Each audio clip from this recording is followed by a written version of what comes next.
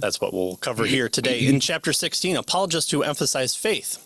Now, our authors start out by saying, one could make a strong case that counting Fideism as one of the four major approaches to apologetics is a case of one of these things just doesn't belong. And we won't sing the song that Sesame Street or PBS, our taxpayer money would copyright strike us, but there's a song in there for us. Yeah, well, if I start singing, something else might strike us. Right.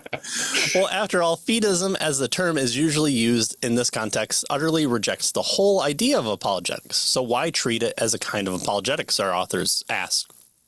For example, Alan Richardson defined it as a pejorative term for subjective theorists which are based upon religious experience and which undervalue reason and theology. So usually, it's just about faith. It's a very derogatory term.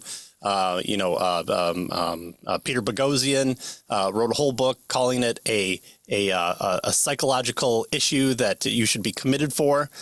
But then he also went to churches during the whole woke movement and tried to elicit the help of the Christians to help combat wokeism in all of culture. And so that seems like a weird thing for someone who views us as sick in the head and need to be committed to. So, the term Fideism tends to be, a negative against Christianity, against the wise atheists. But our authors suggest that C. Stephen Evans, though, advances the discussion considerably in what they say is a recent book entitled Faith Beyond Reason. He argues that we should distinguish irrational fideism from what he calls responsible fideism. So he makes this kind of, two-pronged kind of approach with regard to fideism. One of them is irrational. The other is what he calls responsible. So what is irrational fideism? Well, this denies that we can or should think rationally or logically about matters of faith, right?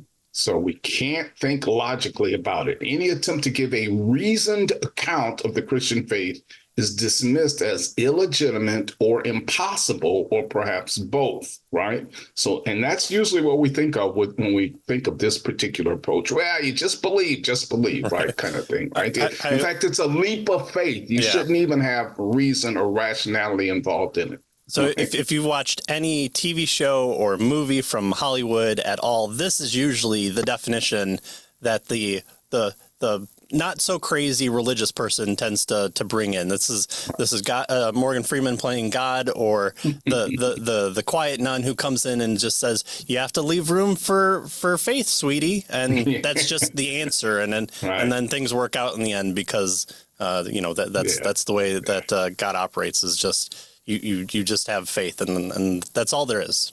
Right, and so that's Evans here's irrational fideism.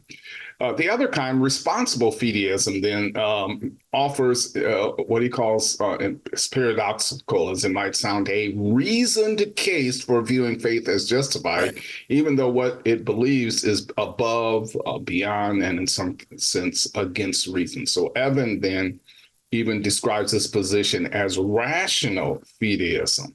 And this is a term that neatly contrasts then this approach with irrational forms of fideism. So on the one hand, irrational fideism, just believe, that's all. It's a leap of faith. You keep your head out of it. It's only about your heart, no reason involved.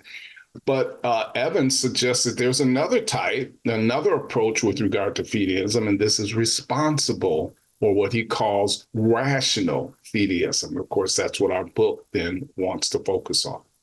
Right. So our authors go on to say that we recognize that Evans' definitions are unusual, and that most people who use fideism will probably continue to use it in a term of reproach. Nevertheless, they suggest that there exists a distinct approach to apologetics that we may find helpfully designate fideism. And so from this point forward, unless if specified otherwise, they'll use the term to refer to this responsible or rational fideism as the fourth major type of approach to apologetics. And so if you thought you would get out of reading for this one and just have faith, well, unfortunately, you have the same number of pages as the other ones do here. Or maybe more, right? You have to explain it better, yes. Yeah. All right. So as here define fideism, and by the way, they give us two ways to pronounce fideism. And what I've been doing, and I guess I got into the habit, is I've been pronouncing it this second way, fideism, and I noticed that you pronounce it fideism. And so but either one is okay, is what our authors tell us. So you can choose, as an audience, who you like, which ones you like best, and then just listen to that part of the presentation. Yeah, I'm going to refer to that as your Texas slang, is your pronunciation. Right. Yes. Yeah, a lot happened when I moved to Texas here.